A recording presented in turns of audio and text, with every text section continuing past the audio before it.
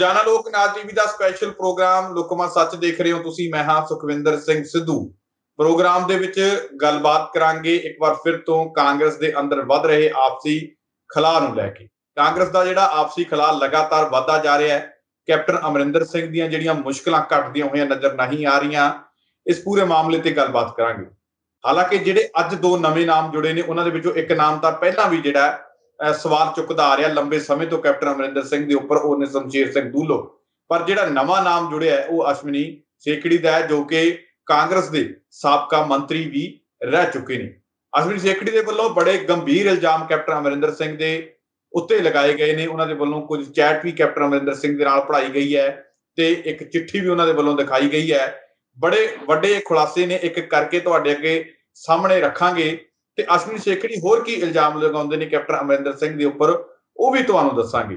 ਪਰ ਇੱਕ ਵਾਰ ਫਿਰ ਤੋਂ ਇੱਕ ਤਰੀਕੇ ਨਾਲ, ਜਿਸ ਤਰੀਕੇ ਨਾਲ ਪਹਿਲਾਂ ਨਵਜੋਤ ਸਿੰਘ ਸਿੱਧੂ, ਸੁਖਜਿੰਦਰ ਰੰਧਾਵਾ, ਪ੍ਰਤਾਪ ਸਿੰਘ ਬਾਜਵਾ, ਤਮਾਮ ਐਮਐਲਏ ਤੇ ਮੰਤਰੀ ਕੈਪਟਨ ਅਮਰਿੰਦਰ ਸਿੰਘ ਦੇ ਉੱਪਰ ਲਾਪਰਵਾਹੀ ਵਰਗੇ ਵੱਡੇ ਇਲਜ਼ਾਮ ਲਗਾਉਂਦੇ ਆ ਰਹੇ ਨੇ, ਉਹਨਾਂ ਇਲਜ਼ਾਮਾਂ ਨੂੰ ਇੱਕ ਤਰੀਕੇ ਨਾਲ ਅਸ਼ਵਨੀ ਸੇਖੜੀ ਦੇ ਵੱਲੋਂ ਆਪਣੇ ਤੌਰ ਤੇ ਆਪਣੇ ਵੱਲੋਂ ਤਸਦੀਕ ਕੀਤਾ ਗਿਆ ਕਿ ਹਾਂ ਭਾਈ, ਜਿਹੜੇ ਇਲਜ਼ਾਮ ਸਾਡੇ senior leader captain Amarinder Singh ਦੇ ਉੱਪਰ ਲਗਾਉਂਦੇ ਸੀ ਉਹ ਗੱਲ ਸੱਚੀ ਹੈ, ਕਿਉਂਕਿ ਮੇਰੇ ਨਾਲ ਦੀ ਹੱਡ ਬੀਤੀ ਬੀਤ ਚੁੱਕੀ ਹੈ।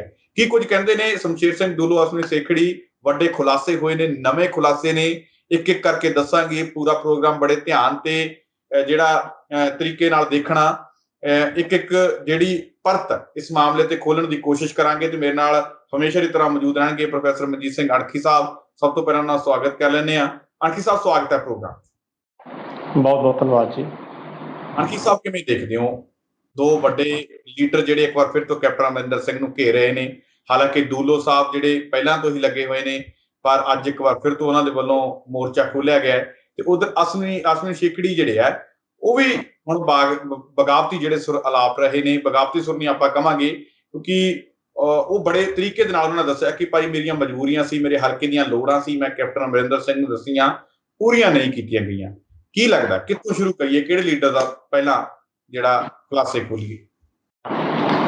ਸਿੱਧੂ ਸਾਹਿਬ, ਇਸ ਤਰ੍ਹਾਂ ਹੈ ਕਿ ਪਿਛਲਾ ਵਾਦ ਵਿਵਾਦ ਜਦੋਂ ਦਾ ਚੱਲਿਆ, ਸ਼ਮਸ਼ੇਰ ਸਿੰਘ ਦੂਲੋ ਹੁਣੀ ਕੈਪਟਨ ਅਮਰਿੰਦਰ ਸਿੰਘ ਹੁਣਾਂ ਨੂੰ ਆਪਣੇ ਨਿਸ਼ਾਨੇ ਤੇ ਲੈਂਦੇ ਰਹੇ ਨੇ, ਔਰ ਜ਼ਿਆਦਾਤਰ ਉਹਨਾਂ ਦੀ ਜਿਹੜੀ ਸੁਰ ਰਹੀ ਹੈ, ਸੁਰ ਇਸ ਸੰਦਰਭ 'ਚ ਰਹੀ ਹੈ ਕਿ ਦਲਿਤ ਵਰਗ ਨਾਲ ਸੰਬੰਧਿਤ ਨੁਮਾਇੰਦੇ ਜਿਹੜੇ ਨੇ ਉਹਨਾਂ ਦੀ ਇਸ ਵਜ਼ਾਰਤ ਦੇ ਵਿੱਚ ਸੁਣੀ ਨਹੀਂ ਜਾਂਦੀ, ਇੱਕ ਵਿਤਕਰਾ ਹੋ ਰਿਹਾ। ਹੋਰ ਇਹਦੇ ਨਾਲ ਹੀ ਨਾਲ ਦੂਲੋ ਸਾਹਿਬ ਵੱਲੋਂ ਕੈਪਟਨ ਅਮਰਿੰਦਰ ਸਿੰਘ ਹੋਣਾ ਦੀ ਜਿਹੜੀ ਕਾਰਜਸ਼ੈਲੀ ਹੈ ਉਹਦੇ 'ਤੇ ਇੱਕ ਪ੍ਰਸ਼ਨ ਜਿਹੜੇ ਉਹ ਉਠਾਉਂਦੇ ਰਹੇ ਨੇ, ਅਤੇ ਉਹ ਕਾਫੀ ਦੌਰ 'ਤੇ ਉਹ ਚਰਚਾ ਦਾ ਵਿਚਾਵਾਂ 'ਚ ਉਹ ਰਹੇ ਨੇ, ਚਰਚਾਵਾਂ 'ਚ ਰਹੇ ਨੇ। ਪਰ ਅੱਜ ਇੱਕ ਨਵਾਂ ਨਾਮ ਜਿਹੜਾ ਹੈ, ਸਾਬਕਾ ਵਿਧਾਇਕ, ਸਾਬਕਾ ਕੈਬਨਿਟ ਰਾਜ ਮੰਤਰੀ ਅਸ਼ਵਨੀ ਸੇਖੜੀ ਦਾ ਜੁੜਦਾ, ਜਿਹੜਾ ਵਿਧਾਨ ਸਭਾ ਹਲਕੇ ਬਟਾਲੇ ਤੋਂ ਉਹ ਨੁਮਾਇੰਦਗੀ ਕਰਦੇ ਆ, ਅਤੇ ਉਹਨਾਂ ਨੇ ਬਕਾਇਦਾ ਪ੍ਰੈਸ ਕਾਨਫਰੰਸ ਕਰਕੇ ਜਿਹੜੇ ਕੈਪਟਨ ਅਮਰਿੰਦਰ ਸਿੰਘ ਹੁਣਾਂ ਦੀ ਕਾਰਜਸ਼ੈਲੀ ਦੇ ਉੱਤੇ ਅਸੰਤੋਸ਼ ਪ੍ਰਗਟ ਕੀਤਾ। ਤੁਸੀਂ ਬਗਾਵਤੀ ਸੁਰ ਕਹਿ ਰਹੇ ਸੀ, ਮੈਂ ਉਸਨੂੰ ਜਿਹੜਾ ਦੂਜੇ ਸ਼ਬਦਾਂ 'ਚ ਕਹਿਦਾ ਅਸੰਤੋਸ਼ ਜਿਹੜਾ ਉਹਨਾਂ ਨੇ ਕੈਪਟਨ ਅਮਰਿੰਦਰ ਦੀ ਕਾਰਜਸ਼ੈਲੀ ਦੀ ਲਾਇਆ, ਉਹ ਬੜਾ ਗੰਭੀਰ ਰੂਪ 'ਚ ਲਾਇਆ। ਗੰਭੀਰ ਰੂਪ 'ਚ ਇਸ ਤਰੀਕੇ ਨਾਲ ਲਾਇਆ, ਉਹਨਾਂ ਵੱਲੋਂ ਜਿਹੜੇ ਸ਼ਬਦ ਵਰਤੇ ਗਏ ਉਹ ਬੜੇ ਕੁਝ ਹੋਰ ਤਰ੍ਹਾਂ ਦੇ ਸ਼ਬਦ ਸਨ। ਆਪਾਂ ਕਹਿ ਸਕਦੇ ਹਾਂ ਕਿ ਇੱਕ ਸਫਿਕੇਟਡ ਤਰੀਕੇ ਦੇ ਨਾਲ ਕਹਿ ਵੀ ਸਭ ਕੁਝ ਦਿੱਤਾ ਅਤੇ ਸ਼ਰੇਆਮ ਆਏ ਨਹੀਂ, ਪਰ ਜਿਹੜੇ ਦਰਸ਼ਕ ਨੇ ਜਾਂ ਲੋਕ ਨੇ ਉਹ ਏਡੇ ਬੱਚੇ ਨਹੀਂ ਹੁੰਦੇ ਕਿ ਜੋ ਤੁਹਾਡੇ ਮੂੰਹ 'ਚੋਂ ਗੱਲ ਨਿਕਲਦੀ ਉਸਨੂੰ ਆਪਾਂ ਸਮਝੀਏ ਨਾ। ਅਤੇ ਸੋ ਕਹਿਣ ਦਾ ਅਰਥ ਹੈ ਕਿ ਉਹਨਾਂ ਨੇ ਬਹੁਤ ਕੁਝ ਆਪਣੀ ਪ੍ਰੈਸ ਕਾਨਫਰੰਸ ਦੇ ਵਿੱਚ ਗੱਲ ਕੀਤੀ ਹੈ। ਤਾਂ ਇਸ ਲਈ ਮੇਰਾ ਇੱਕ ਸੁਝਾਅ ਹੈ ਕਿ ਆਪਾਂ ਅਸ਼ਵਨੀ ਸੇਖੜੀ ਤੋਂ ਗੱਲ ਸ਼ੁਰੂ ਕਰਦੇ ਹੋਏ ਫਿਰ ਆਪਾਂ ਦੂਲੋਵਾਲ ਔਰ ਪੰਜਾਬ। ਅਸ਼ਵਨੀ ਸੇਖੜੀ ਦੇ ਵੱਲੋਂ ਕੁਝ ਚੈਟ ਵੀ ਦਿਖਾਈ ਗਈ ਹੈ, ਕੁਝ ਮੈਸੇਜ ਵੀ ਪੜ੍ਹ ਕੇ ਦੱਸੇ ਗਏ ਨੇ ਪ੍ਰੈਸ ਕਾਨਫਰੰਸ ਦੇ ਵਿੱਚ, ਕੁਝ ਚਿੱਠੀਆਂ ਵੀ ਦੱਸੀਆਂ ਗਈਆਂ ਨੇ। ਕਿਵੇਂ ਦੇਖਦੇ ਹੋ ਕਿ ਇਹਦਾ ਚਿੱਠੀਆਂ ਦੇ ਵਿੱਚ ਕੀ ਲਿਖਿਆ, ਮੈਸੇਜਾਂ ਦੇ ਵਿੱਚ ਕੈਪਟਨ ਅਮਰਿੰਦਰ ਸਿੰਘ ਨੂੰ ਉਹਨਾਂ ਨੇ ਕੀ ਲਿਖਿਆ ਸੀ? ਦੇਖੋ, ਅਸ਼ਵਨੀ ਸੇਖੜੀ ਵੱਲੋਂ ਜਿਸ ਤਰ੍ਹਾਂ ਅਸੀਂ ਕਹਿ ਸਕਦੇ ਹਾਂ ਕਿ ਸਮੇਂ ਦੀ ਨਜ਼ਾਕਤ ਨੂੰ ਪਛਾਣਦਿਆਂ ਬੜੇ ਟੇਢੇ ਤਰੀਕੇ ਨਾਲ ਉਹਨਾਂ ਨੇ ਜਿਹੜੀ ਸੱਟ ਜਿਹੜੀ ਨਾ ਗਰਮ ਲੋਹੇ 'ਤੇ ਮਾਰੀ ਹੈ, ਕਿਉਂਕਿ 4.5 ਸਾਲ ਕਾਂਗਰਸ ਵਜ਼ਾਰਤ ਨੂੰ ਬੜੇ ਨੂੰ ਹੋ ਗਏ ਹੈ, ਔਰ ਬੀਤੇ 2.5 ਸਾਲਾਂ ਤੋਂ ਅਸ਼ਵਨੀ ਸੇਖੜੀ ਨੂੰ ਉਹਨਾਂ ਦੇ ਵਿਧਾਨ ਸਭਾ ਹਲਕੇ ਦੇ ਵਿੱਚੋਂ ਹੀ ਕੈਬਨਿਟ ਮੰਤਰੀ ਜਿਹੜੇ 2 ਨੰਬਰ ਦੇ ਨੇ ਪੰਜਾਬ ਦੇ ਵਿੱਚ, ਤ੍ਰਿਪਤ ਰਜਿੰਦਰ ਸਿੰਘ ਬਾਜਵਾ, ਉਹਨਾਂ ਦਾ ਆਪਸੀ ਜਿਹੜੀ ਖਿੱਚੋਤਾਣ 2.5 ਸਾਲਾਂ ਤੋਂ ਚੱਲਦੀ ਪਈ ਹੈ, ਤੇ ਸੇਖੜੀ ਸਮਰਥਕ ਹਮੇਸ਼ਾ ਇਹ ਦੋਸ਼ ਲਾਉਂਦੇ ਰਹੇ ਨੇ ਕਿ ਤ੍ਰਿਪਤ ਰਜਿੰਦਰ ਸਿੰਘ ਬਾਜਵੇ ਦੀ ਜਿਹੜੀ ਇੰਟਰਫੇਰੈਂਸ ਉਹਨਾਂ ਦੇ ਹਲਕੇ 'ਚ ਆ, ਤੇ ਜਿਸ ਕਾਰਨ ਜਿਹੜੀ ਸਥਿਤੀ ਹੈ ਉਹ ਹੌਲੀ ਹੌਲੀ ਸੇਖੜੀ ਰਾਜਨੀਤਿਕ ਜਿਹੜੇ ਹਾਸ਼ੀਏ ਤੋਂ ਬਾਹਰ ਵੱਲ ਧੱਕੇ ਜਾਣੇ ਸ਼ੁਰੂ ਹੋ ਗਏ ਤੇ ਉਹ ਸਥਿਤੀ ਬਣ ਚੁੱਕੀ ਹੈ। ਸਬਰ ਦਾ ਬੰਨ੍ਹ ਵੀ ਟੁੱਟ ਗਿਆ ਫਿਰ ਇੱਕ ਤਰੀਕੇ ਜੀ ਜੀ ਹਾਂ, ਇਸ ਤਰ੍ਹਾਂ ਕਿ ਸਬਰ ਦਾ ਜਿਹੜਾ ਉਹ ਟੁੱਟ ਗਿਆ ਉਹਨਾਂ ਦਾ। ਤੇ ਇਹ ਅੱਜ ਤੋਂ 10 ਦਿਨ ਪਹਿਲਾਂ ਵੀ ਉਹਨਾਂ ਨੇ ਇੱਕ ਪ੍ਰੈਸ ਕਾਨਫਰੰਸ ਕੀਤੀ, ਉਹ ਤਾਂ ਚਲੋ ਜ਼ਿਆਦਾ ਚਰਚਾ ਦਾ ਵਿਸ਼ਾ ਨਹੀਂ ਸੀ, ਪਰ ਇਹ ਜਿਹੜੀ ਅੱਜ ਦੀ ਪ੍ਰੈਸ ਕਾਨਫਰੰਸ ਆ ਇਹ ਬੜੀ ਚਰਚਾ ਦਾ ਵਿਸ਼ਾ ਆਪਾਂ ਮੰਨ ਸਕਦੇ ਹਾਂ। ਇਹਦੇ ਵਿੱਚ ਉਹਨਾਂ ਨੇ ਇਹ ਗੱਲ ਵੇਖੋ ਸਭ ਗੱਲ ਉਹਨੇ ਅਸ਼ਵਨੀ ਸੇਖੀ ਨੇ ਕਰੋਨੇ ਦੀ ਗੱਲ ਕੀਤੀ। ਕਰੋਨੇ ਦੀ ਗੱਲ ਕਰਦਿਆਂ ਉਹਨੇ ਸਾਰੇ ਜਿਹੜੇ ਪਰਚੇ ਸੀ ਉਹ ਸਾਰੇ ਢੇੜ ਕੇ ਰੱਖ ਦਿੱਤੇ। ਕਿੱਥੋਂ ਗੱਲ ਉਹ ਸ਼ੁਰੂ ਕਰਦਾ, ਕਹਿੰਦਾ ਜੀ ਕਰੋਨੇ ਦੇ ਮਸਲੇ 'ਚ ਜਿਹੜੀ ਰਾਜ ਸਰਕਾਰ ਹੈ ਉਹ ਪੂਰਨ ਤੌਰ ਤੇ ਅਸਫਲ ਰਹੀ ਹੈ। ਬੜਾ ਵੱਡਾ ਇਲਜ਼ਾਮ ਹੈ ਜਿਹੜਾ ਉਹ ਅਸ਼ਵਨੀ ਸੇਖੀ ਵੱਲੋਂ ਕੈਪਟਨ ਸਰਕਾਰ ਦੇ ਉੱਤੇ ਲਾਇਆ ਜਾ ਰਿਹਾ। ਅੱਜ ਤੱਕ ਨਾ ਤਾਂ ਇਹੋ ਜਿਹਾ ਇਲਜ਼ਾਮ ਜਿਹੜਾ ਆ ਨਵਜੋਤ ਸਿੱਧੂ ਵੱਲੋਂ ਲਾਇਆ ਗਿਆ, ਨਾ ਪ੍ਰਗਟ ਸਿੰਘ ਹੋਣਾ ਵੱਲੋਂ ਲਾਇਆ ਗਿਆ। ਉਹ ਕੁਝ ਹੋਰ ਤਰੀਕੇ ਦੇ ਜਿਹੜੇ ਇਲਜ਼ਾਮ ਜਿਹੜੇ ਲਾਉਂਦੇ ਨੇ। ਉਹਨਾਂ ਨੇ ਇਹ ਗੱਲ ਕਹੀ ਕਿ ਹਰ ਫਰੰਟ ਤੇ ਕਰੋਨੇ ਨੂੰ ਕਾਬੂ ਕਰਨ ਦੇ ਵਿੱਚ, ਕਰੋਨਾ ਦੀ ਸਥਿਤੀ ਨੂੰ ਕਾਬੂ ਕਰਨ ਦੇ ਵਿੱਚ ਔਰ ਲੋਕਾਂ ਦੀ ਸਹਾਇਤਾ ਦੇ ਕਰਨ ਵਿੱਚ ਕੈਪਟਨ ਸਰਕਾਰ ਬੁਰੀ ਤਰ੍ਹਾਂ ਅਸਫਲ ਹੋਈ ਹੈ। ਕਹਿੰਦੇ ਜਿੱਥੇ ਵੈਕਸੀਨ ਹੈਗੀ ਆ ਉੱਥੇ ਟੀਕੇ ਨਹੀਂ ਆ। ਉਹਨਾਂ ਨੇ ਬਕਾਇਦਾ ਇਸ ਦੀ ਉਦਾਹਰਨ ਦਿੱਤੀ। ਜਿਹੜੀ ਉਹਨਾਂ ਨੇ ਚੈਟ ਕੀਤੀ, ਚੈਟ ਦੀ ਦੱਸੀ, ਉਹ ਚਿੱਠੀਆਂ ਦੱਸੀਆਂ। ਉਹਨਾਂ ਨੇ ਕਿਹਾ ਕਿ ਮੈਂ ਬੀਤੇ ਲੰਮੇ ਸਮੇਂ ਤੋਂ ਕੈਪਟਨ ਅਮਰਿੰਦਰ ਸਿੰਘ ਹੋਰਾਂ ਨੂੰ ਮਿਲਣ ਦੀ ਕੋਸ਼ਿਸ਼ ਕਰ ਰਿਹਾ, ਉਹਨਾਂ ਕੋਲ ਟਾਈਮ ਲੈਣ ਦੀ ਕੋਸ਼ਿਸ਼ ਕਰ ਰਿਹਾ, ਚਿੱਠੀਆਂ ਪੈਦਾ, ਪਰ ਮੈਨੂੰ ਕੋਈ ਵੀ ਸਮਾਂ ਨਹੀਂ ਦਿੱਤਾ ਜਾ ਰਿਹਾ ਔਰ ਨਹੀਂ ਮਿਲ ਰਿਹਾ। ਔਰ ਕੈਪਟਨ ਅਮਰਿੰਦਰ ਸਿੰਘ ਹੋਰਾਂ ਵੱਲੋਂ ਬਿਲਕੁਲ ਵੀ ਇਸ ਮੁੱਦੇ ਨੂੰ ਗੰਭੀਰਤਾ ਨਾਲ ਨਹੀਂ ਲਿਆ ਜਾ ਰਿਹਾ। ਔਰ ਇੱਕ ਵੱਡੀ ਉਹਨਾਂ ਨੇ ਗੱਲ ਕਹੀ ਕਿ ਰਾਜਾ ਸਾਹਿਬ, ਕੈਪਟਨ ਸਾਹਿਬ, ਤੁਸੀਂ ਮਹਿਲਾਂ ਵਿੱਚੋਂ ਬਾਹਰ ਨਿਕਲ ਕੇ ਆਓ ਤੇ ਪੰਜਾਬ ਦੇ ਲੋਕਾਂ ਦੀ ਜਿਹੜੀ ਸਥਿਤੀ ਹੈ, ਜਾਣੋ ਪੰਜਾਬ ਦੇ ਲੋਕ ਕਿਵੇਂ ਮਰਦੇ ਪਏ ਆ। ਤੇ ਜਦੋਂ ਉਹ ਇਹ ਇਲਜ਼ਾਮ ਲਾ ਰਹੇ ਸੀ ਕਿ ਕੈਪਟਨ ਅਮਰਿੰਦਰ ਸਿੰਘ ਹੋਣਾ ਵੱਲੋਂ ਉਹਨਾਂ ਨੂੰ ਕੋਈ ਟਾਈਮ ਨਹੀਂ ਦਿੱਤਾ ਜਾਂਦਾ, ਕੱਖ ਨਹੀਂ, ਉਹਨਾਂ ਨੂੰ ਮਿਲਣ ਦੇ ਕੋਈ ਵਕਤ ਨਿਰਧਾਰਤ ਨਹੀਂ ਹੈ, ਤਾਂ ਮੈਨੂੰ ਉਸ ਵੇਲੇ ਪ੍ਰਗਟ ਸਿੰਘ ਹੋਣਾ ਦੇ ਉਹ ਵੀ ਇਲਜ਼ਾਮ ਜਿਹੜੇ ਯਾਦਾਰ ਸੀ, ਸੇਮ ਪ੍ਰਗਟ ਸਿੰਘ ਹੋਣਾ ਨੇ ਵੀ ਲਾਏ ਕਿ ਸਾਡੀ ਜਿਹੜੀ ਸੁਣਵਾਈ ਹੈ ਕੈਪਟਨ ਦੇ ਦਰਬਾਰ 'ਚ ਨਹੀਂ ਹੈਗੀ। ਇਹ ਲਗਾਤਾਰ ਪਿਛਲੇ ਲੰਬੇ ਸਮੇਂ ਤੋਂ ਪ੍ਰਤਾਪ ਸਿੰਘ ਬਾਜਵਾ ਹੋਰ ਵੀ ਇਹੀ ਗੱਲ ਕਹਿੰਦੇ ਆ ਰਹੇ ਆ। ਇੱਕ ਵਾਰੀ ਮੇਰੀ ਵੀ ਪ੍ਰਤਾਪ ਸਿੰਘ ਬਾਜਵਾ ਹੋਰਾਂ ਦੇ ਨਾਲ ਗੱਲ ਹੋਈ, ਮੈਂ ਇੰਟਰਵਿਊ ਕੀਤਾ ਉਹਨਾਂ ਦਾ। ਉਹਨਾਂ ਨੂੰ ਪੁੱਛਿਆ, ਮੈਂ ਕਿਹਾ ਬਾਜਵਾ ਸਾਹਿਬ, ਤੁਸੀਂ ਆ ਜਿਹੜੀਆਂ ਚਿੱਠੀਆਂ ਲਿਖ ਭੇਜ ਰਹੇ ਹੋ ਕੈਪਟਨ ਅਮਰਿੰਦਰ ਸਿੰਘ ਨੂੰ, ਤੁਸੀਂ ਖੁਦ ਹੀ ਜਾ ਕੇ ਕਿਉਂ ਨਹੀਂ ਮਿਲ ਲੈਂਦੇ, ਤੁਸੀਂ ਫੋਨ ਹੀ ਕਿਉਂ ਨਹੀਂ ਕਰ ਲੈਂਦੇ? ਉਹ ਕਹਿੰਦੇ ਜੀ ਸਾਡੇ ਤੋਂ ਤਾਂ ਮਿਲ ਨਹੀਂ ਹੁੰਦਾ, ਜੇ ਤੁਹਾਡੇ ਕੋਲੇ ਪਾਵਰ ਹੈਗੀ ਤਾਂ ਤੁਸੀਂ ਵੀ ਮਿਲਵਾ ਦਿਓ। ਕਹਿੰਦੇ ਵੀ ਉਹ ਚਿੱਠੀਆਂ ਲਿਖਣੀਆਂ। ਤਾਂ ਫਿਰ ਵਾਕਈ ਇਹ ਗੱਲ ਸੇਖੜੀ ਸਾਹਿਬ ਸੱਚੀ ਲੱਗ ਰਹੀ ਹੈ ਕਿ ਮਿਲਣ ਦਾ ਟਾਈਮ ਨਹੀਂ ਮਿਲ ਰਿਹਾ। ਮਿਲਣ ਦਾ ਟਾਈਮ, ਇਹਦੇ ਨਾਲ ਤਾਂ ਇਹ ਪੂਰਨ ਤੌਰ ਤੇ ਗੱਲ ਜੋ ਕੈਪਟਨ ਅਮਰਿੰਦਰ ਦੀ ਕਾਰਜਸ਼ੈਲੀ ਤੇ ਜਾਂ ਕੈਪਟਨ ਅਮਰਿੰਦਰ ਸਿੰਘ ਤੇ ਜਿਹੜੇ ਇਲਜ਼ਾਮ ਲੱਗਦੇ ਪਏ ਆ, ਉਹ ਤਾਂ ਫਿਰ ਹੁਣ ਪੂਰਨ ਤੌਰ ਤੇ ਸੱਚੇ ਸੌਦੇ ਸਿੱਧ ਹੋ ਗਏ। ਕਿਉਂਕਿ ਇਹ ਕੁਝ ਜੇਕਰ ਕਰੋਨੇ ਦੇ ਸੰਦਰਭ ਦੇ ਵਿੱਚ ਵੀ ਪੰਜਾਬ ਸਰਕਾਰ ਗੰਭੀਰ ਨਹੀਂ ਆ, ਤਾਂ ਫਿਰ ਸਿੱਧੂ ਸਾਹਿਬ ਫਤਿਹ ਮਿਸ਼ਨ ਤੇ ਫਤਿਹ ਪੰਜਾਬ, ਇਹ ਕੀ ਪਖੰਡ ਨੇ ਲੋਕਾਂ ਦੇ। ਜੇਕਰ ਤੁਹਾਡੀ ਸਰਕਾਰ ਦਾ ਆਪਣਾ ਹੀ ਇੱਕ ਵਰਕਰ ਮੁੱਖ ਮੰਤਰੀ ਤੇ ਇਲਜ਼ਾਮ ਲਾ ਰਿਹਾ ਕਿ ਤੁਸੀਂ ਕਰੋਨੇ ਨੂੰ ਕਾਬੂ ਕਰਨ ਵਿੱਚ ਅਸਫਲ ਰਹੇ ਜੀ, ਤਾਂ ਫਿਰ ਇਸ ਤੋਂ ਵੱਡੀ ਹੋਰ ਸ਼ਰਮ ਦੀ ਗੱਲ ਕੀ ਹੋ ਸਕਦੀ। ਇਹੋ ਜਿਹੇ ਲੋਕਤੰਤਰੀ ਜਾਂ ਢਾਂਚੇ ਦੇ ਉੱਤੇ ਮਹਿਜ਼ ਫਿਰ ਅਫਸੋਸ ਹੀ ਪ੍ਰਗਟ ਕੀਤਾ ਜਾ ਸਕਦਾ। ਉਹਨਾਂ ਨੇ ਇੰਨੀ ਗੱਲ, ਅਸ਼ਵਨੀ ਸੇਖੀ ਨੇ ਇਹ ਵੀ ਗੱਲ ਕਹੀ ਕਿ ਅਸੀਂ ਆਪਣੇ ਕਾਲਜਾਂ ਨੂੰ ਤੁਹਾਨੂੰ ਦੇਣ ਵਾਸਤੇ ਕਿਹਾ ਕਿ ਸਾਡੇ ਕਾਲਜਾਂ 'ਚ ਤੁਸੀਂ ਬੈੱਡ ਲਗਾ ਲਓ, ਉੱਥੇ ਮਰੀਜ਼ਾਂ ਦੀ ਦੇਖਭਾਲ ਕੀਤੀ ਜਾ ਸਕਦੀ ਹੈ। ਸਾਡੇ ਕੋਲ ਆਕਸੀਜਨ ਦੇ ਸਿਲੰਡਰ ਨਹੀਂ, ਉਹ ਵੈਂਟੀਲੇਟਰ ਨਹੀਂ ਹੈ, ਤੁਸੀਂ ਆਪਾਂ ਇਸ ਤਰ੍ਹਾਂ ਕਰ ਸਕਦੇ ਹਾਂ। ਚਲੋ, ਔਰ ਨਾਲ ਹੀ ਉਹਨਾਂ ਨੇ ਆਪਣੀ ਪ੍ਰੈਸ ਕਾਨਫਰੰਸ 'ਚ ਇਹ ਵੀ ਮੁੱਖ ਮੰਤਰੀ ਕੋਲ ਮੰਗ ਕੀਤੀ ਕਿ ਮੁੱਖ ਮੰਤਰੀ ਸਾਹਿਬ ਆਲ ਪਾਰਟੀ ਮੀਟਿੰਗ ਜਿਹੜੀ ਆ ਉਹ ਸੱਦੀ ਜਾਵੇ। ਔਰ ਜਿਸ ਤਰੀਕੇ ਨਾਲ ਅਕਾਲੀ ਦਲ ਨੇ ਕੋਵਿਡ ਸੈਂਟਰ ਜਿਹੜੇ ਬਣਾਏ ਨੇ, ਉਸੇ ਤਰੀਕੇ ਨਾਲ ਉਹਨਾਂ ਨੇ ਇਹ ਵੀ ਮੰਗ ਕੀਤੀ ਕਿ ਜਿਹੜੀ ਕਾਂਗਰਸ ਪਾਰਟੀ ਜਾਂ ਕੈਪਟਨ ਸਾਹਿਬ ਕੋਵਿਡ ਸੈਂਟਰ ਬਣਾ ਕੇ ਪੰਜਾਬ ਦੇ ਲੋਕਾਂ ਦਾ ਭਲਾ ਕਰ ਸਕਦੀ ਹੈ। ਸਿੱਧੂ ਸਾਹਿਬ ਇਹ ਹੀ ਉਹ ਗੱਲਾਂ ਜਿਹੜੀਆਂ ਉਹਨਾਂ ਨੇ ਕੋਵਿਡ ਦੇ ਕੰਟੈਕਸਟ ਦੇ ਵਿੱਚ ਕੀਤੀਆਂ, ਕੋਵਿਡ ਦੇ ਪ੍ਰਸੰਗ ਦੇ ਵਿੱਚ ਉਹਨਾਂ ਨੇ ਕੈਪਟਨ ਸਰਕਾਰ ਨੂੰ ਪੂਰੀ ਤਰ੍ਹਾਂ ਘੇਰਿਆ। ਸਿੱਧੂ ਸਾਹਿਬ ਜਿਹੜੀ ਜ਼ਿਆਦਾ ਗੱਲ ਜਿਹੜੀ ਗੰਭੀਰਤਾ ਵਾਲੀ ਲੱਗੀ ਕਿ ਅੱਜ ਤੱਕ ਕਾਂਗਰਸ ਦੇ ਕਿਸੇ ਵੀ ਵਰਕਰ ਨੇ, ਕਿਸੇ ਵੀ MLA ਨੇ, ਕਿਸੇ ਵੀ ਮੰਤਰੀ ਨੇ ਜਿਹੜੇ ਕੈਪਟਨ ਅਮਰਿੰਦਰ ਦਾ ਨਾਰਾਜ਼ ਨੇ, ਉਹਨਾਂ ਨੇ ਅੱਜ ਤੱਕ ਇਹ ਕਦੇ ਵੀ ਨਹੀਂ ਕਿਹਾ ਕਿ ਅਸੀਂ ਜਿਹੜੀ ਪਾਰਟੀ ਛੱਡ ਜਾਵਾਂਗੇ ਜਾਂ ਅਸੀਂ ਇੱਦਾਂ ਕਰਾਂਗੇ। ਤੇ ਇਹ ਗੱਲ ਅਸ਼ਵਨੀ ਸੇਖੀ ਨੇ ਨਹੀਂ ਕਹੀ ਕਿ ਮੈਂ ਪਾਰਟੀ ਛੱਡ ਦੂੰਗਾ। ਪਰ ਇੱਕ ਪੱਤਰਕਾਰ ਦੇ ਸਵਾਲ ਦੇ ਵਿੱਚ ਉਹ ਜਦੋਂ ਤ੍ਰਿਪਤ ਰਜਿੰਦਰ ਬਾਜਵੇ ਵੱਲ ਆਏ ਕਿ ਤ੍ਰਿਪਤ ਰਜਿੰਦਰ ਬਾਜਵਾ ਤੁਹਾਡੇ ਹਲਕੇ 'ਚ ਦਖਲ ਅੰਦਾਜ਼ੀ ਕਰਦਾ ਪਿਆ, ਇਸ ਤਰ੍ਹਾਂ ਕਰ ਰਿਹਾ ਜਾਂ ਤੁਹਾਨੂੰ ਖੁੱਡੇ ਨਾਲ ਲਾਉਣ ਦਾ ਯਤਨ ਕਰ ਰਿਹਾ, ਤਾਂ ਸੇਖੜੀ ਸਾਹਿਬ ਬਾਰ-ਬਾਰ ਇਹ ਗੱਲ ਕਹੇ ਕਿ ਨਹੀਂ ਅੱਜ ਦੀ ਮੀਟਿੰਗ ਕਰੋਨੇ ਦੀ ਆ, ਕਰੋਨੇ ਦੇ ਸੰਦਰਭ 'ਚ ਗੱਲ ਕਰਨੀ ਹੈ। ਤੇ ਨਾਲ ਹੀ ਦੂਜੇ ਪਾਸੇ ਇੱਕ ਜਿਹੜੇ ਅਸੀਂ ਕਹਿੰਦੇ ਨਾ ਸਿਆਸਤਦਾਨ, ਬੜੇ ਸ਼ਾਤਰ ਸਿਆਸਤਦਾਨ, ਉਹਦੇ ਵਾਂਗੂ ਦੂਜੇ ਪਾਸੇ ਇਹ ਵੀ ਕਹੀ ਜਾਂਦੇ ਕਿ ਹਾਂ ਜੇ ਉਹਨੇ ਮੇਰੇ ਹਲਕੇ 'ਚ ਨੁਮਾਇੰਦਗੀ ਕਰਕੇ ਵੇਖਣੀ ਹੈ ਤਾਂ ਉਹ ਲਾ ਕੇ ਵੇਖ ਲੈ, ਪਤਾ ਲੱਗ ਜਾਏਗਾ ਕਿ ਉਹ ਕਿੱਥੇ ਖਲੋਤਾ ਜਾਂ ਉਹ ਕਿੱਥੇ ਨਹੀਂ ਖਲੋਤਾ। ਸੇਖੜੀ ਦੀ ਪ੍ਰੈਸ ਕਾਨਫਰੰਸ 'ਚ ਜਿਹੜੇ ਉਹਨਾਂ ਦੇ ਆਪਸੀ ਮਤਭੇਦ ਨੇ ਮੰਤਰੀਆਂ ਦੇ ਨਾਲ, ਉਹ ਵੀ ਸਾਹਮਣੇ ਆਏ। ਔਰ ਜਿਹੜੀ ਵੱਡੀ ਤਰਾਸਤਕ ਗੱਲ ਸਿੱਧੂ ਸਾਹਿਬ ਕੀ ਸੀ ਇਸ ਪ੍ਰੈਸ ਕਾਨਫਰੰਸ ਦੀ, ਜਿਹੜੀ ਮੈਨੂੰ ਬੜੀ ਹੋਰ ਤਰ੍ਹਾਂ ਦੀ ਲੱਗੀ, ਕਿਉਂ ਲੱਗੀ? ਕਿਉਂਕਿ ਕਾਂਗਰਸ ਪਾਰਟੀ ਜਿਹੜੀ ਹੈ, ਇਸ ਗੱਲ ਨੂੰ ਆਪਾਂ ਜ਼ਰੂਰ ਉਘਾੜਿਓ। ਤੁਸੀਂ ਵੀ ਇਹਦੇ, ਮੈਂ ਚਾਹਾਂਗਾ ਕਿ ਤੁਸੀਂ ਇਹ ਜਿਹੜਾ ਮੈਂ ਇੱਕ ਬਿਆਨ ਤੁਹਾਡੇ ਨਾਲ ਸਾਂਝਾ ਲੱਗਾ ਕਰਨ ਅਸ਼ਵਨੀ ਸੇਖੜੀ ਦਾ, ਉਹਦੇ ਉੱਤੇ ਤੁਸੀਂ ਜ਼ਰੂਰ ਥੋੜਾ ਜਿਹਾ ਵਿਚਾਰ ਵਿਸ਼ਲੇਸ਼ਣ ਕਰੀਏ, ਜਾਂ ਕਿਸੇ ਹੋਰ ਮੰਤਰੀਆਂ ਨਾਲ ਜਾਂ ਵਿਧਾਇਕਾਂ ਨਾਲ ਆਪਾਂ ਗੱਲ ਕਰੀਏ। ਮੈਂ ਆਪਣੇ ਪੁਆਇੰਟ ਤੇ ਆਉਣਾ ਕਿ ਕਾਂਗਰਸ ਪਾਰਟੀ ਦੀ ਜਿਹੜੀ ਦੇਖਾ ਉਹ ਇੱਕ ਸੈਕੂਲਰ ਦੇਖਿਆ। ਇਸ ਗੱਲ ਨਾਲ ਤੁਸੀਂ ਸਹਿਮਤ ਹੋ? ਸੈਕੂਲਰ ਦੇਖਿਆ, ਇਹਦੇ ਵਿੱਚ ਹਿੰਦੂ ਵੀ ਆ, ਸਿੱਖ ਵੀ ਆ, ਜੱਟ ਵੀ ਆ, ਦਲਿਤ ਵੀ ਆ। ਅੱਜ ਤੱਕ ਕਿਸੇ ਵੀ ਮੰਤਰੀ ਨੇ, ਕਿਸੇ ਵੀ ਵਿਧਾਇਕ ਨੇ ਇਹਨਾਂ ਮੁੱਦਿਆਂ ਉੱਤੇ ਗੱਲ ਨਹੀਂ ਕੀਤੀ ਜਿਸ ਤਰੀਕੇ ਨਾਲ ਅਸ਼ਵਨੀ ਸੇਖੜੀ ਨੇ ਅੱਜ ਹਿੰਦੂ ਕਾਰਡ ਖੇਡਣ ਦਾ ਯਤਨ ਕੀਤਾ। ਉਹਨੇ ਕਿਹਾ ਕਿ ਜੇ ਬਾਈ ਦਾ ਵੀ ਤੁਹਾਨੂੰ ਹਾਈ ਕਮਾਂਡ ਟਿਕਟ ਨਹੀਂ ਦਿੰਦੀ ਤਾਂ ਅਸ਼ਵਨੀ ਸੇਖੜੀ ਦਾ ਇਹ ਕਹਿਣਾ ਸੀ ਕਿ ਮੈਂ ਇਹ ਹਿੰਦੂ ਤਬਕੇ ਦੀ ਨੁਮਾਇੰਦਗੀ ਕਰਦਾ, ਔਰ ਜਿਹੜਾ ਗੁਰਦਾਸਪੁਰ ਹਲਕੇ ਦੇ ਵਿੱਚ 60 ਜਿਹੜੀਆਂ 7 ਜਾਂ 6 ਸੀਟਾਂ ਨੇ, ਜਿਹਦੇ ਵਿੱਚ 4 ਤੇ ਕਾਂਗਰਸੀ ਜਿਹੜੇ ਜੱਟ ਸਿੱਖ ਨੇ ਇਸ ਤਰ੍ਹਾਂ ਦੀ, ਤੇ ਮੈਂ ਹਿੰਦੂ ਵਰਗ ਦੀ ਨੁਮਾਇੰਦਗੀ ਕਰਦਾ। ਔਰ ਦੂਸਰੇ ਬੰਨੇ ਉਹਨਾਂ ਨੇ ਆਪਣੀ ਪ੍ਰੈਸ ਕਾਨਫਰੰਸ 'ਚ ਇਹ ਵੀ ਗੱਲ ਕੀਤੀ ਕਿ ਹਿੰਦੂਆਂ ਨੂੰ ਪੰਜਾਬ ਦੇ ਵਿੱਚ ਇੱਕ ਯਤੀਮ ਵਜੋਂ ਸਮਝਿਆ ਜਾ ਰਿਹਾ, ਜਿਹੜਾ ਸ਼ਹਿਰੀ ਬਿਜ਼ਨਸਮੈਨ ਵੋਟਰ, ਉਹਨਾਂ ਨੇ ਫਿਰ ਹਿੰਦੂ ਤੋਂ ਸ਼ਬਦ ਬਿਜ਼ਨਸਮੈਨ, ਸ਼ਹਿਰੀ ਬਿਜ਼ਨਸਮੈਨ ਨੂੰ ਕਰ ਲਿਆ। ਹੁਣ ਅਸ਼ਵਨੀ ਸੇਖੜੀ ਵਰਗਾ ਬੰਦਾ ਜਿਹੜਾ ਪਹਿਲਾਂ ਇੰਨਾ ਚਿਰ ਕਾਂਗਰਸ ਪਾਰਟੀ ਦਾ ਇੱਕ ਅਹਿਮ ਵਰਕਰ ਰਿਹਾ, ਅੱਜ ਵੀ ਹੈਗਾ ਉਹ, ਤਾਂ ਅੱਜ ਤੱਕ ਕਦੇ ਉਹਨੇ ਇਹੋ ਜਿਹਾ ਕਾਰਡ ਖੇਡਣ ਦਾ ਯਤਨ ਨਹੀਂ ਕੀਤਾ। ਅੱਜ ਤੋਂ ਕੁਝ ਸਮਾਂ ਪਹਿਲਾਂ ਵੀ ਉਹਨੇ ਜਿਹੜੀ ਇੱਕ ਵਾਰੀ ਫੇਸਬੁੱਕ ਤੇ ਕੋਈ ਸ਼ਬਦ ਵੀ ਇਸ ਤਰ੍ਹਾਂ ਦੇ ਉਹਦੇ ਸਾਂਝੇ ਕੀਤੇ ਸਨ। ਠੀਕ ਹੈ, ਉਹਦਾ ਆਪਣਾ ਹੋ ਸਕਦੀ, ਉਹਦਾ ਨਜ਼ਰੀਆ, ਸੋਚ ਉਹਦੀ ਹੋ ਸਕਦੀ, ਜੋ ਮਰਜ਼ੀ ਕਹਿ ਸਕਦਾ। ਹਰ ਬੰਦਾ ਆਪਣੇ ਵਿਚਾਰ, ਆਪਣੀ ਸ਼ਖਸੀਅਤ ਨੂੰ ਪ੍ਰਤੀ ਪਰਿਭਾਸ਼ਿਤ ਕਰਨ ਵਾਸਤੇ ਆਜ਼ਾਦ ਆ। ਸਾਨੂੰ ਉਹਦੇ ਉੱਤੇ ਕੋਈ ਕਿੰਤੂ ਪਰੰਤੂ ਨਹੀਂ ਕਰਨਾ ਚਾਹੀਦਾ, ਨਾ ਅਸੀਂ ਕਰਦੇ ਹਾਂ। ਪਰ ਜਿਹੜੀ ਪਾਰਟੀ ਦੀ ਇਸ ਵਕਤ ਤੁਸੀਂ ਨੁਮਾਇੰਦਗੀ ਕਰਦੇ ਪਏ ਜੇ, ਉਸ ਪਾਰਟੀ ਦੇ ਵਿੱਚ ਅਗਰ ਤੁਸੀਂ ਇਹੋ ਜਿਹੇ ਸ਼ਬਦ ਵਰਤਦੇ ਜੇ ਤਾਂ ਇਹ ਬਹੁਤ ਵੱਡੇ ਸੰਕੇਤ ਨੇ ਕਿ ਤੁਸੀਂ ਕੱਲ ਨੂੰ 2022 ਦੀ ਜਦੋਂ ਚੋਣਾਂ ਹੋਣੀਆਂ ਨੇ, ਜਦੋਂ ਤੁਸੀਂ ਕਹਿੰਦੇ ਕਿ ਜੇ ਹਾਈ ਕਮਾਂਡ ਮੈਨੂੰ ਟਿਕਟ, ਉਹ ਪੱਤਰਕਾਰ ਨੇ ਪੁੱਛਿਆ ਜਿਹੜੇ ਇਹਨਾਂ ਦੀ ਚੋਣ ਤਾਂ ਫਿਰ ਮੈਂ ਲੜੂੰਗਾ, ਤਾਂ ਇਸ ਦਾ ਮਤਲਬ ਇਹ ਆ ਕਿ ਉਹਨਾਂ ਦੀ ਜਿਹੜੀ ਫਿਰ ਗੱਲ ਆ, ਉਹ ਫਿਰ ਜਿਹੜੇ ਹਿੰਦੂਤਾ ਦੇ ਕਾਰਡ ਤੇ ਪੱਤਾ ਖੇਡਦੇ ਪਾਰਟੀਆਂ ਨਾਲ, ਪਾਰਟੀ ਚੋਣਾਂ ਲੜਦੀਆਂ, ਉਹਨਾਂ ਨਾਲ ਵੀ ਗੱਲ ਹੋ ਸਕਦੀ ਹੈ।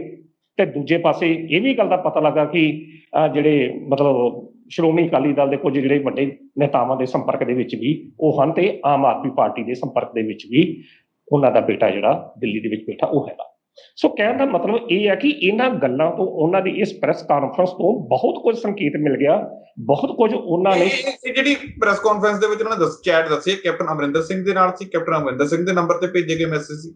ਜੀ ਕੈਪਟਨ ਅਮਰਿੰਦਰ ਸਿੰਘ ਦੇ ਨੰਬਰਾਂ ਤੇ ਜਿਹੜੇ ਉਹਨਾਂ ਨੇ ਮੈਸੇਜ ਭੇਜੇ, ਜਿਹੜੇ ਉਹਨਾਂ ਨੇ ਸਮੇਂ ਦੀ ਮੰਗ ਕੀਤੀ, ਉਹਦੇ ਵਿੱਚ ਉਹਨਾਂ ਨੇ ਇਹ ਗੱਲ ਕੀਤੀ ਕਿ ਸਾਨੂੰ ਸਮਾਂ ਨਹੀਂ ਮਿਲ ਸਕਦਾ। ਕਿਤੇ ਨਾ ਕਿਤੇ ਵੱਡੇ ਸਵਾਲ ਖੜੇ ਹੁੰਦੇ ਨੇ ਕਿ ਕਰੋਨਾ ਦੇ ਦੇਖਦੇ ਆ ਜਾਂ ਹੋਰ ਸੰਕਟਾਂ ਨੂੰ ਦੇਖਦੇ ਆ, ਜਿੱਥੇ ਪੰਜਾਬ ਸਰਕਾਰ ਵੱਡੇ ਵੱਡੇ ਦਾਅਵੇ ਕਰੀ ਹੈ ਜੀ, ਲੋਕਾਂ ਦੀ ਬਹੁਤ ਵੱਡੀ ਫਿਕਰ ਹੈ, ਤੇ ਉੱਥੇ ਹੀ ਉਹਨਾਂ ਦਾ ਵੱਡਾ ਲੀਡਰ ਆਪਣੇ ਹਲਕੇ ਦੇ ਵਾਸਤੇ ਭਾਈ ਇਹ ਗੱਲਾਂ ਕਹਿ ਰਿਹਾ ਕਿ ਸਾਡੇ ਹਲਕੇ ਨੂੰ ਆਹ ਚੀਜ਼ ਦੀ ਜ਼ਰੂਰਤ ਹੈ, ਜਾਂ ਆਪਾਂ ਇਸ ਤਰੀਕੇ ਨਾਲ ਕਰ ਲਈਏ। ਮੁੱਖ ਮੰਤਰੀ ਸਾਹਿਬ ਜਵਾਬ ਨਹੀਂ ਦਿੰਦੇ, ਤਾਂ ਫਿਰ ਇਹਦਾ ਮਤਲਬ ਕੀ ਹੈ? ਇਸ ਦਾ ਅਰਥ ਤਾਂ ਸਿੱਧੂ ਸਾਹਿਬ ਕੇਵਲ ਇਹ ਨਿਕਲਦਾ ਹੈ ਕਿ ਪੰਜਾਬ ਸਰਕਾਰ ਹਰ ਫਰੰਟ ਤੇ ਫੇਲ ਹੋ ਚੁੱਕੀ ਹੈ। ਇਸ ਵੇਲੇ ਗੁਰੂ ਗ੍ਰੰਥ ਸਾਹਿਬ ਦੀ ਬੇਅਦਬੀ ਦਾ ਮੁੱਦਾ ਜਿਹੜਾ ਬੜੇ ਸਮੇਂ ਤੋਂ ਛਾਇਆ, ਤੁਸੀਂ ਉਹਨੂੰ ਵੀ ਇੱਕ ਸਾਈਡ ਤੇ ਕਰ ਦਿਓ। ਘੱਟੋ ਘੱਟ ਲੋਕ ਮਰਦੇ ਪਏ ਆ।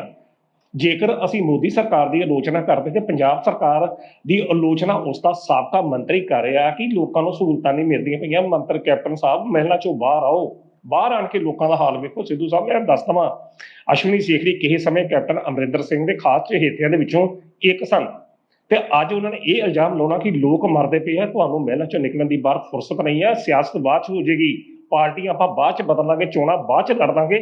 ਅੱਜ ਜਿਹੜੀ ਲੋੜ ਹੈ, ਅੱਜ ਲੋੜ ਕਰੋਨਾ ਨਾਲ ਮਰ ਰਹੇ ਲੋਕਾਂ ਨੂੰ ਬਚਾਉਣ ਦੀ ਹੈ। ਔਰ ਇੰਟਰਸਟਿੰਗ ਗੱਲ ਆ ਕਿ ਅੱਜ ਤੱਕ ਇਹ ਜਿਹੜਾ ਵਿਸ਼ਾ ਆ, ਨਾ ਤਾਂ ਨਵਜੋਤ ਸਿੱਧੂ ਨੇ ਉਠਾਇਆ, ਨਾ ਪ੍ਰਗਟ ਸਿੰਘ ਨੇ ਉਠਾਇਆ, ਨਾ ਚਰਨਜੀਤ ਸਿੰਘ ਚੰਨੀ ਨੇ ਉਠਾਇਆ, ਨਾ ਸੁਰਜੀਤ ਸਿੰਘ ਧਮਾਨ ਨੇ ਉਠਾਇਆ।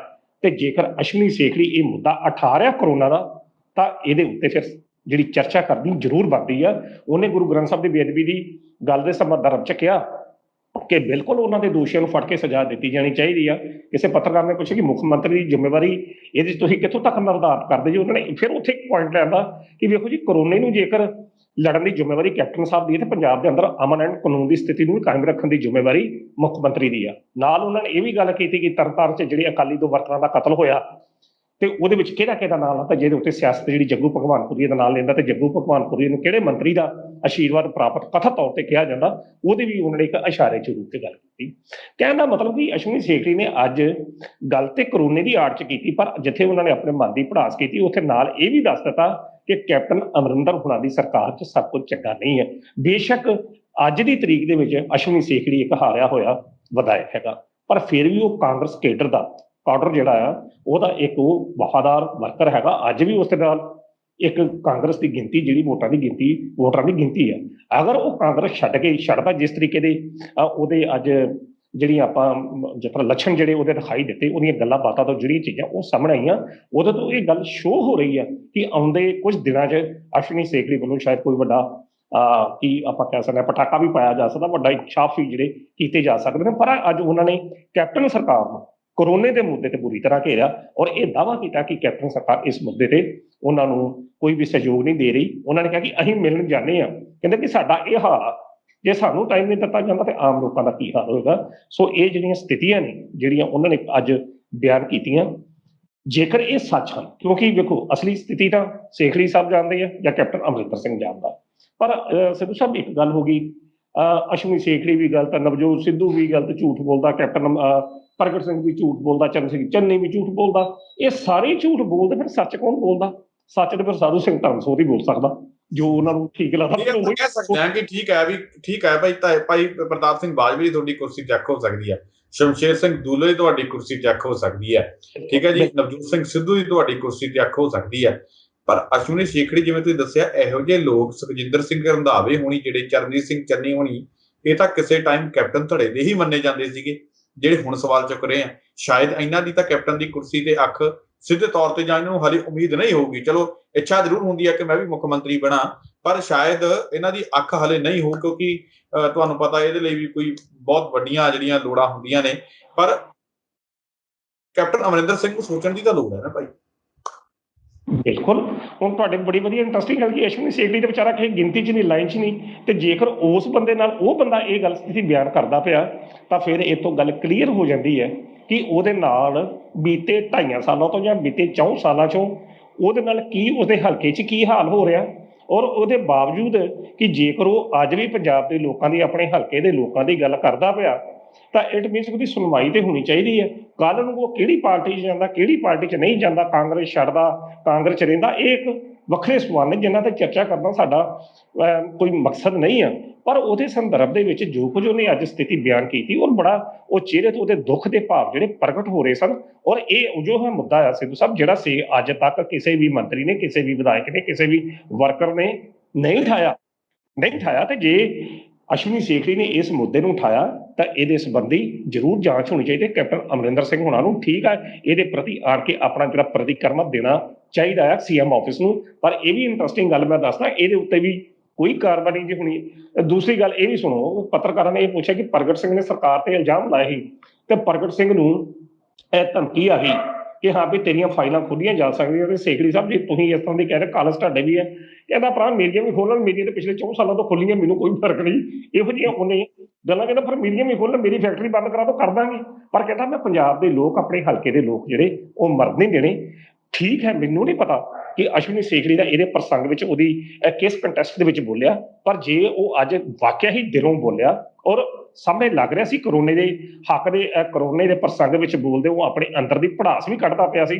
ਪਰ ਫਿਰ ਵੀ ਕਿਤੇ ਨਾ ਕਿਤੇ ਨਾਲੇ ਬੱਚੇ ਇਹ ਗੱਲਾਂ ਕਹਿ ਰਿਹਾ ਸੀ, ਚਲੋ ਅੱਜ ਦਾ ਇਹ ਮੁੱਦਾ ਹੈ ਨਹੀਂਗਾ।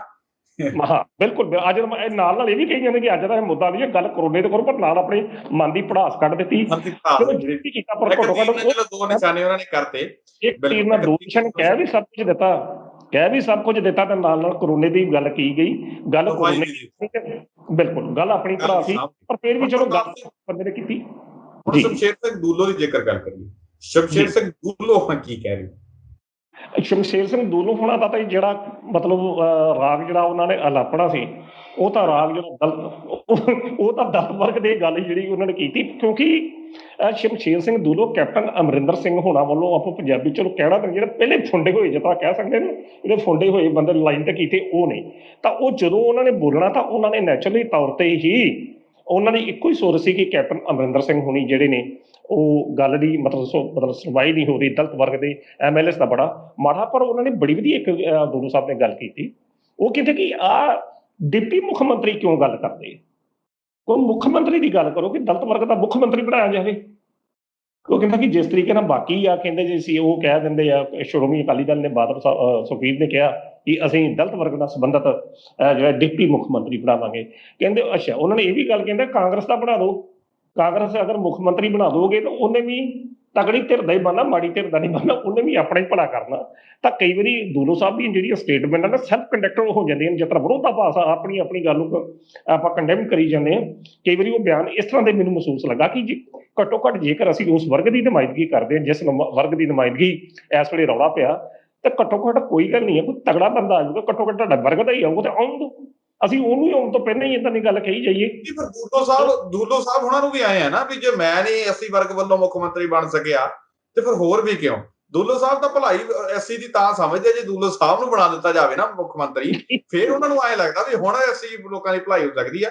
ਪਰ ਦੂਲੋ ਸਾਹਿਬ ਨੂੰ ਵੀ ਪੁੱਛਣ ਵਾਲਾ ਹੋਵੇ, ਦੂਲੋ ਸਾਹਿਬ ਤੁਹਾਨੂੰ ਸਿਆਸਤ ਦੇ ਵਿੱਚ ਇੰਨਾ ਲੰਬਾ ਸਮਾਂ ਹੋ ਗਿਆ, ਤੁਸੀਂ ਆਪਣੇ ਵਰਗ ਦੇ ਲਈ ਕੀ ਕੀਤਾ? ਬਿਲਕੁਲ, ਇਹ ਪ੍ਰਸ਼ਨ ਦਾ ਉਹਨਾਂ ਕੋਲ ਜਵਾਬ ਹੀ ਕੋਈ ਨਹੀਂ ਹੈ ਕਿ ਅਸੀਂ ਮੰਨ ਲਓ ਕਿ ਅਸੀਂ ਉਹਨਾਂ ਨੂੰ ਪੁੱਛਣੇ ਕਿ ਦੂਲੋ ਸਾਹਿਬ ਤੁਸੀਂ ਦੱਸੋ ਕਿ ਦਲਿਤ ਵਰਗ ਵਾਸਤੇ ਕੀ ਕੀਤਾ। ਤੇ ਇਹ ਤੁਹਾਨੂੰ ਵੀ ਪਤਾ ਕਿ ਜਦੋਂ ਇਹ ਬਾਜ਼ਾਰ 'ਚ ਸਨ ਤਾਂ ਇਹਨਾਂ ਦਾ ਕੁਝ ਆਧਾਰ ਕਿੱਦਾਂ था ਕਿ ਦੂਲੋ ਦਾ ਹੁਣ ਪਰਿਵਾਰ ਹੀ ਜੇਕਰ ਸਿੱਧੂ ਸਾਹਿਬ ਮੁੰਡਾ ਕਿਸੇ ਪਾਰਟੀ ਜਾਂ ਪਤਨੀ ਕਿਸੇ ਪਾਰਟੀ 'ਚ ਤਾਂ ਫਿਰ ਆਧਾਰ ਕੀ ਹੈ। ਉਹ ਤੁਹਾਡੇ ਵਾਲੀ ਗੱਲ ਬੜੀ ਵਜ੍ਹਾ ਲੱਗਾ ਕਿ ਉਹ ਕਹਿੰਦੇ ਕਿ ਦਲਿਤ ਵਰਗ ਦਾ ਆਧਾਰ ਤਾਂ ਹੀ ਹੋ ਸਕਦਾ ਕਿ ਜੇ ਮੁੱਖ ਮੰਤਰੀ ਮੈਂ ਹੋਵਾਂ। ਪਰ ਉਹ ਹੁਣ ਚਲੋ ਸੁਪਨੇ ਦਾ ਕੋਈ ਹਰ ਬੰਦਾ ਕੋਈ ਵੇਖਦਾ।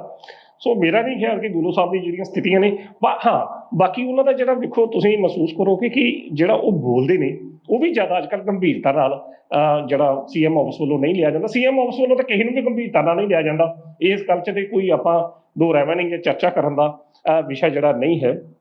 ਸੋ ਸਿੱਧੂ ਸਾਹਿਬ ਜਿਹੜੀ ਗੱਲ ਆਪਾਂ ਆਪਣੇ ਪੁਆਇੰਟ ਤੇ ਆਈਏ ਕਿ ਇਹ ਜਿਹੜੀਆਂ ਦੋ ਘਟਨਾਵਾਂ ਹੋਈਆਂ ਨੇ, ਜਿਹੜੀ ਅਸ਼ਵਨੀ ਸੇਕੜੀ ਦੀ ਜਿਹੜੀ ਪੀਸੀ ਆ ਉਹਨੂੰ ਮੈਂ ਜ਼ਿਆਦਾ ਵੱਡੀ ਘਟਨਾ ਮੰਨਦਾ। ਦੂਲੋ ਸਾਹਿਬ ਦਾ ਤਾਂ ਚਲੋ ਕੋਈ ਗੱਲ ਨਹੀਂ, ਦੂਲੋ ਸਾਹਿਬ ਕੱਲ੍ਹ ਵੀ ਕੋਈ ਸਟੇਟਮੈਂਟ ਆਵੇਗੀ ਹੋ ਸਕਦਾ ਕਿਉਂਕਿ ਉਹ ਪਹਿਲੇ ਬੋਲਦੇ ਪਏ ਆ। ਹੁਣ ਇਹਦੇ ਨਾਲ ਇਹ ਸਥਿਤੀ ਆ ਕਿ ਜਿਹੜਾ ਕਾਂਗਰਸ ਦਾ ਕਾਟੋ ਕਲੇਸ਼ ਹੈ ਇਹ ਕਿੱਧਰ ਨੂੰ ਜਾਊਗਾ। ਜਿਹੜਾ ਆਪਣੀ ਭੂਮਿਕਾ 'ਚ ਤੁਸੀਂ ਗੱਲ ਕੀਤੀ ਕਿ ਖਲਾਅ ਵੱਧਦਾ ਜਾ ਰਿਹਾ। ਹੁਣ ਨਵਜੋਤ ਸਿੱਧੂ ਦੇ ਸੰਬੰਧ 'ਚ ਵੀ ਪ੍ਰਸ਼ਨ ਪੁੱਛੇ ਗਏ ਕਿ ਨਵਜੋਤ ਸਿੱਧੂ ਨੂੰ ਤੁਸੀਂ ਕਿੱਥੋਂ ਤੱਕ ਉਹਦੇ ਉਠਾਏ ਗਏ ਮੁੱਦਿਆਂ ਨੂੰ ਸਹਿਮਤੀ ਪ੍ਰਗਟ ਕਰਦੇ ਜੀ। ਤਾਂ ਉਹਨਾਂ ਨੇ ਬੜੀ ਸ਼ਾਤਰ ਸਿਆਸਤਦਾਨ ਵਾਂਗ ਇਸ ਦਾ ਵੀ ਜਵਾਬ ਦਿੱਤਾ। ਚਲੋ ਬਥੇਰੀ ਆਪਾਂ ਉਹਦੇ ਉੱਤੇ ਚਰਚਾ ਕਰਦੇ। ਹੁਣ ਪ੍ਰਸ਼ਨ ਹੈ ਕਾਂਗਰਸ ਦੀ ਸਥਿਤੀ ਦਾ। ਕੱਲ੍ਹ ਦੇ ਪ੍ਰੋਗਰਾਮ ਦੇ ਵਿੱਚ ਜਦੋਂ ਅਸੀਂ ਕਾਂਗਰਸ ਦੀ ਵਜ਼ਾਰਤ ਦੀ ਗੱਲ ਕਰਦੇ ਪਏ ਸਾਂ ਕਿ 2022 'ਚ ਕਿਹਦੀ ਸਰਕਾਰ ਬਣੂਗੀ, ਤੇ ਸਿੱਧੂ ਸਾਹਿਬ ਜਿਸ ਤਰੀਕੇ ਨਾਲ ਇੱਟਾਂ ਘਿਰਨੀਆਂ ਸ਼ੁਰੂ ਹੋਈਆਂ ਜਾਂ ਕਿ ਇੱਟਾਂ ਘਿਰਦੀਆਂ ਪਈਆਂ, ਤਾਂ ਇਹ ਕੋਈ ਚੰਗੇ ਅਸਾਰ ਨਹੀਂ ਆ। ਇਹ ਅਸਾਰ ਇਹੋ ਹੀ ਆ ਕਿ ਸਥਿਤੀ ਜਿਹੜੀ ਆ ਕਾਂਗਰਸ ਦੇ ਵਿੱਚ ਪਾਟੋ ਧਾੜ ਦੀ ਸਥਿਤੀ ਹੈ। ਹਾਈਕਮਾਨ ਜਿਹੜੀ ਕਮਜ਼ੋਰ ਹੋ ਚੁੱਕੀ ਹੈ। ਕਿਤੇ ਇਸ ਤਰ੍ਹਾਂ ਮੈਨੂੰ ਇਹ ਵੀ ਇਸ ਤਰ੍ਹਾਂ ਲੱਗਦਾ ਜਾਂ ਸੰਭਾਵੀ ਜੀ ਕੁਝ ਜਿਹੜੀ ਇਹਨਾਂ ਸੂਤਰਾਂ ਦੀ ਜਾਂ ਇਹਨਾਂ ਖਬਰਾਂ ਦੀ ਮੈਂ ਪੁਸ਼ਟੀ ਬਿਲਕੁਲ ਨਹੀਂ ਕਰ ਰਿਹਾ। ਇਹੋ ਜਿਹੀਆਂ ਗੱਲਾਂ ਜਿਹੜੀਆਂ ਉੱਡਦੀਆਂ ਅਫਵਾਹਾਂ ਜਿਹੜੀਆਂ ਕੰਨਾਂ ਤੱਕ ਪਹੁੰਚਦੀਆਂ ਨੇ, ਇਹ ਵੀ ਪਤਾ ਲੱਗਾ ਕਿ ਇਹ ਜਿਹੜਾ ਧੜਾ ਜਿਹੜਾ ਅਲੱਗ ਹੋਇਆ ਇਹ ਗਵਰਨਰ ਤੱਕ ਵੀ ਆਉਂਦੇ ਕੁਝ ਦਿਨਾਂ 'ਚ ਪਹੁੰਚ ਕਰ ਸਕਦਾ ਕਿ ਕੁਝ ਇਸ ਤਰ੍ਹਾਂ ਦੀਆਂ ਸੰਭਾਵਨਾਵਾਂ ਕਿ ਇਹ ਸਰਕਾਰ ਤੇ ਸਾਨੂੰ ਸੇਮ ਕੰਡੀਸ਼ਨ ਜਿਸ ਤਰੀਕੇ ਨਾਲ 1987 ਦੇ ਵਿੱਚ ਸੁਰਜੀਤ ਸਿੰਘ ਬਰਨਾਲੇ ਦੀ ਸਰਕਾਰ ਜਿਹੜੀ ਹੈ ਪ੍ਰਕਾਸ਼ ਸਿੰਘ ਬਾਦਲ ਤੇ ਗੁਰਚਰਨ ਸਿੰਘ ਟੌਹੜੇ ਨੇ ਮਿਲ ਕੇ ਤੋੜਤੀ ਸੀ, ਉਸ ਤਰ੍ਹਾਂ ਦੀਆਂ ਸੰਭਾਵਨਾਵਾਂ ਜਿਹੜੀਆਂ ਨੇ ਉਹ ਕਹਿੰਦੇ ਕਿ ਆਉਂਦੇ ਹਫ਼ਤੇ ਦੇ ਵਿੱਚ ਇਸ ਤਰ੍ਹਾਂ ਦੀਆਂ ਹੋ ਸਕਦੀਆਂ ਕਿ ਜੇਕਰ ਕਾਂਗਰਸ ਹਾਈ ਕਮਾਨ ਨੇ ਕੋਈ ਵੀ ਸੁਣਵਾਈ ਨਾ ਕੀਤੀ ਤਾਂ ਇਹ ਜਿਹੜਾ ਵਿਰੋਧੀ ਧੜਾ ਆ ਇਹ ਬੇਵਿਸ਼ਵਾਸੀ ਦਾ ਮਤਾ ਲੈ ਕੇ ਗਵਰਨਰ ਤੱਕ ਅਪਰੋਚ ਕਰ ਸਕਦਾ। ਇਹ ਖਬਰਾਂ ਕੇਵਲ ਅਫਵਾਹਾਂ ਦੇ ਰੂਪ 'ਚ ਸਾਡੇ ਤੱਕ ਪਹੁੰਚੀਆਂ ਨੇ, ਇਹਨਾਂ ਦੀ ਮੈਂ ਪੁਸ਼ਟੀ ਨਹੀਂ ਕਰਦਾ, ਪਰ ਇਹ ਜ਼ਰੂਰੀ ਸੀ ਕਿ ਇਹ ਜਿਹੜੀਆਂ ਸਥਿਤੀਆਂ ਬਣ ਰਹੀਆਂ ਨੇ ਉਹਦੇ ਅਨੁਸਾਰ ਅਸੀਂ ਆਪਣੇ ਦਰਸ਼ਕਾਂ ਨੂੰ ਇਹਦੇ ਸੰਬੰਧੀ ਦੱਸੀਏ। ਭਾਵ ਜਿਹੜੇ ਆਉਂਦੇ ਦਿਨ ਨੇ ਉਹ ਬੜੇ ਹੋਰ ਤਰੀਕੇ ਦੇ ਦਿਨ ਨੇ ਕਾਂਗਰਸ ਵਾਸਤੇ। ਇਹਦੇ ਸੰਦਰਭ 'ਚ ਤੁਸੀਂ ਕਿਸੇ ਵੀ ਮੰਤਰੀ ਨੂੰ ਪੁੱਛੋਗੇ ਕਿ ਹਾਂ ਭਾਈ ਨਹੀਂ ਕੋਈ ਗੱਲ ਨਹੀਂ। ਰਾਜੇ ਵੜਿੰਗ ਦੀ ਜਿਸ ਤਰ੍ਹਾਂ ਉਸ ਦਿਨ ਆਪਾਂ ਗੱਲ ਕੀਤੀ ਕਿ ਤੁਸੀਂ ਜਵਾਬ ਦੇਣਾ ਦਿਓ, ਨਹੀਂ ਦੇਣਾ ਨਾ ਦਿਓ, ਘੱਟੋ ਘੱਟ ਗੱਲ ਤਾਂ ਕਿਸੇ ਦੀ ਸੁਣ ਲਓ। ਮੀਡੀਆ ਦਾ ਫਰਜ਼ ਹੈ ਕਿ ਤੁਹਾਨੂੰ ਸਵਾਲ ਕਰਨਾ, ਤਾਂ ਤੁਹਾਡੀ ਜ਼ਿੰਮੇਵਾਰੀ ਹੈ ਸਵਾਲ ਦਾ ਜਵਾਬ ਦੇਣਾ। ਤੇ ਇਹ ਜਿਹੜੀ ਸਥਿਤੀ ਮੈਂ ਤੁਹਾਨੂੰ ਅੱਗੇ ਆਪ ਸਥਿਤੀ ਬਿਆਨ ਕੀਤੀ ਹੈ ਕਿ ਜੇਕਰ ਹਾਈ ਕਮਾਨ ਨੇ ਆਉਂਦਿਆਂ ਜਿਹੜਾ ਹਫ਼ਤਾ ਚੜ੍ਹਨਾ ਉਦੋਂ ਤੱਕ ਕੁਝ ਕਾਰਵਾਈ ਨਾ ਕੀਤੀ ਤਾਂ ਪਟਾਕੇ ਜਿਹੜੇ ਨੇ ਬੜੇ ਵੱਡੇ ਪੱਧਰ ਤੇ ਪੈ ਸਕਦੇ। ਇਹਦੇ ਸੰਬੰਧੀ ਵੀ ਲਾਮਬੰਦੀ ਹੋ ਚੁੱਕੀ ਹੈ ਕਿ ਜੇਕਰ ਹਾਈ ਕਮਾਨ ਨਹੀਂ ਸੁਣਦੀ ਤਾਂ ਫਿਰ ਸਰਕਾਰ ਨੂੰ ਹੀ ਤੋੜਿਆ ਜਾਵੇ, ਕਿਸੇ ਤਰੀਕੇ ਦੇ ਨਾਲ ਉਹਨੂੰ ਜਾ ਕੇ ਗਵਰਨਰ ਨੂੰ ਮਿਲਿਆ ਜਾਵੇ ਤੇ ਬੇਵਿਸ਼ਵਾਸੀ ਦਾ ਜਿਹੜਾ ਮਤਾ ਹੈ ਜਾਂ ਉਹ ਚਿੱਠੇ ਸਾਈਨ ਕਰਕੇ ਪਹੁੰਚਾਏ ਜਾਣ। ਇਹੋ ਜਿਹੀਆਂ ਅਫਵਾਹਾਂ ਦਾ ਬਾਜ਼ਾਰ ਵੀ ਜਿਹੜਾ ਗਰਮ ਹੈ। ਇਹ ਮੈਂ ਕਲੀਅਰ ਕਰਦਾ ਕਿ ਇਹ ਕੇਵਲ ਅਫਵਾਹਾਂ ਦਾ ਬਾਜ਼ਾਰ ਗਰਮ ਹੈ ਜਿਹੜਾ ਸਾਡੇ ਤੱਕ ਪਹੁੰਚਿਆ ਤਾਂ ਅਸੀਂ ਆਪਣੇ ਦਰਸ਼ਕਾਂ ਤੱਕ ਪਹੁੰਚਾ ਦਿਓ। ਜੀ ਸਿੱਧੂ ਸਾਹਿਬ। ਬਿਲਕੁਲ। ਤਾਂ ਪ੍ਰੋਫੈਸਰ ਸਾਹਿਬ ਤੁਸੀਂ ਸਾਡੇ ਨਾਲ ਇਸ ਪ੍ਰੋਗਰਾਮ ਵਿੱਚ ਜੁੜੇ, ਇਹਨਾਂ ਅਹਿਮ ਖਬਰਾਂ ਦੇ ਉੱਪਰ ਸਾਡੇ ਨਾਲ ਗੱਲਬਾਤ ਕੀਤੀ, ਤੁਹਾਡਾ ਬਹੁਤ ਬਹੁਤ ਧੰਨਵਾਦ। ਬਹੁਤ ਬਹੁਤ ਧੰਨਵਾਦ ਜੀ। ਆਏ ਸਨ ਸਾਡੇ ਨਾਲ ਪ੍ਰੋਫੈਸਰ ਮਨਜੀਤ ਸਿੰਘ ਅਣਖੀ ਸਾਹਿਬ, ਜਿਨ੍ਹਾਂ ਨੇ ਇਸ ਪ੍ਰੋਗਰਾਮ ਦੇ ਵਿੱਚ ਸਾਡੇ ਨਾਲ ਮਿਲ ਕੇ ਵਿਚਾਰ ਚਰਚਾ ਕੀਤੀ ਹੈ, ਇਹਨਾਂ ਖਬਰਾਂ ਦੇ ਉੱਪਰ ਸਾਡੇ ਨਾਲ ਗੱਲਬਾਤ ਕੀਤੀ ਹੈ। ਉਮੀਦ ਕਰਦੇ ਹਾਂ ਕਿ ਪ੍ਰੋਫੈਸਰ ਸਾਹਿਬ ਉਹਨਾਂ ਦੇ ਵਿਚਾਰ ਜਿਹੜੇ ਆ ਤੁਹਾਨੂੰ ਪਸੰਦ ਆਏ ਹੋਣਗੇ। ਦੁਬਾਰਾ ਫਿਰ ਮਿਲਾਂਗੇ ਇਸ ਪ੍ਰੋਗਰਾਮ ਵਿੱਚ, ਤਦ ਤੱਕ ਲਈ ਦਿਓ ਇਜਾਜ਼ਤ। ਧੰਨਵਾਦ।